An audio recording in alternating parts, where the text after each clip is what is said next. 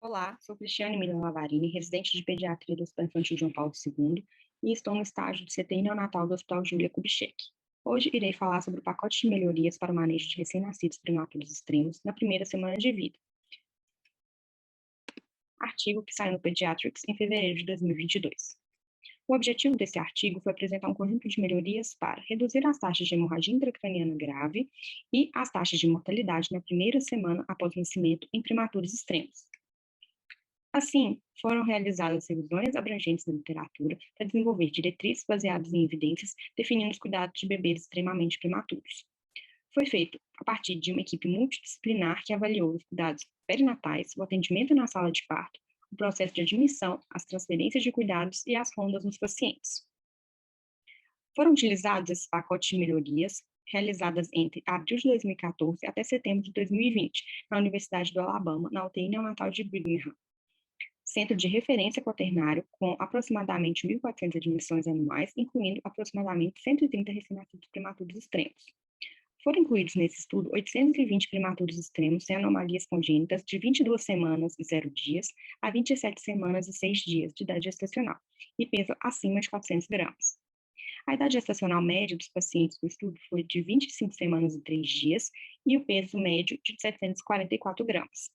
O desfecho primário estabelecido foi a hemorragia intracraniana grave ou óbito nos primeiros 7 dias após o nascimento. Para isso, o estudo utilizou a primeira fase de intervenção, sendo o fluxograma do paciente para as configurações do ventilador, valores de referência dos gases sanguíneos e equilíbrio de fluidos eletrólitos, lista de verificação para padronizar a admissão e reduzir tempo de colocação do catéter, reuniões periódicas entre médicos obstetras e materno-fetal, campeamento tardio do cordão, corticoide pré-natal para todas as gestações de 22 semanas e 0 dias, o limite anterior era de 22 semanas e 5 dias, práticas padronizadas de atendimento na sala de parto, com suporte respiratório, monitoramento e termorregulação, evitar bolos de soro fisiológico de bicarbonato nos primeiros dias de vida, profilaxia com indometacina para todos os prematuros extremos sem contraindicações independente do peso, o limiar anterior era menor que 750 gramas, implementou-se a posição da cabeça em linha média com movimento mínimo da cabeça durante as primeiras 72 horas, monitores transcutâneos de dióxido de carbono, uso de solução salina menos concentrada, aulas de acompanhamento, incluindo aulas com manuseio mínimo durante as trocas de fraldas, evitando levantar o corpo ou as pernas, evitar flushing ou bolos nos acessos centrais. E na segunda fase de intervenção do estudo, a gente adotou novas medidas associadas às medidas anteriores, que seriam um lançamento de conjuntos de pedidos eletrônicos padronizados para internação, farmácia, laboratório, nutrição, enfermagem e fisioterapia. Eletrodos cardíacos foram adicionados nas salas de parto, com detecção mais rápida da frequência cardíaca.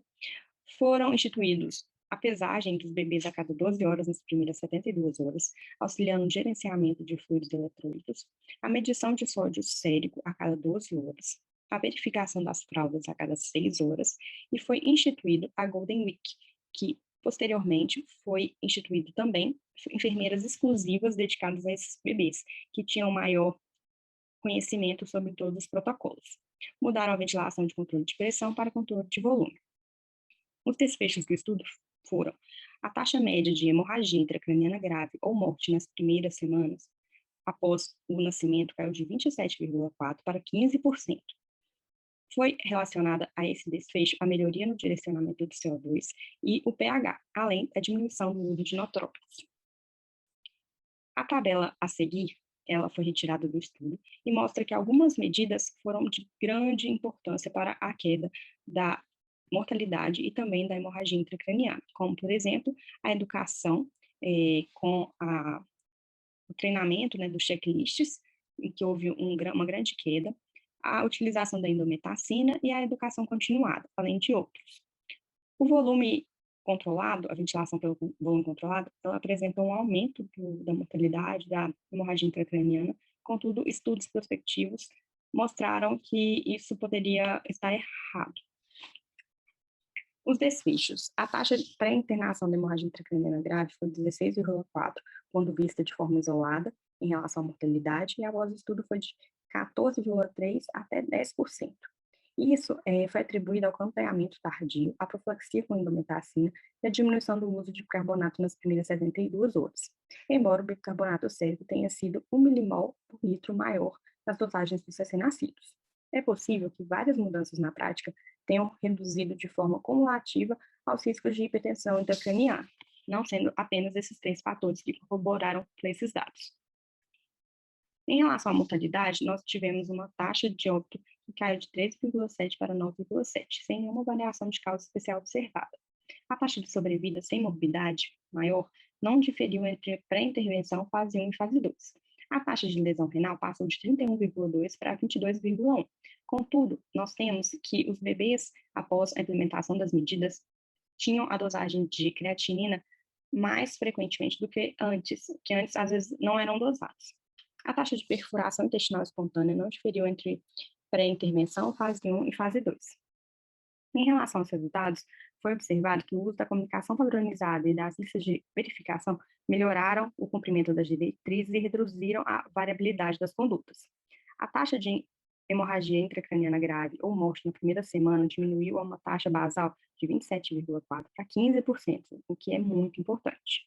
Também é possível que a introdução do serviço específico da Golden Week possa ter melhorado a padronização e a aderência às diretrizes, já que eles tinham técnicos, enfermeiros e profissionais específicos para esse tipo de paciente.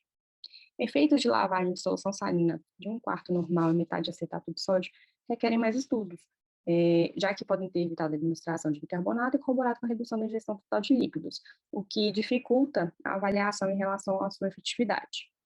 O aumento da taxa de hemorragia intracraniana grave foi temporariamente relacionada à introdução da ventilação de controle de volume. Contudo, ensaios clínicos randomizados mostraram taxas diminuídas. Então, às vezes, precisa de mais estudos.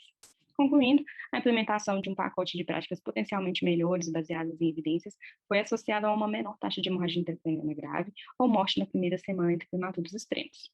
Por ter sido realizado em um único centro médico dos Estados Unidos, os resultados podem não ser generalizáveis para outros ambientes, sendo necessário ensaios clínicos randomizados para validar todas as práticas utilizadas. Um desses centros poderia ser a nossa unidade de internação no Hospital Júlio Kubitschek. Fica aí a sugestão. Qualquer dúvida, nós temos o artigo na íntegra para disponibilizar. Obrigada.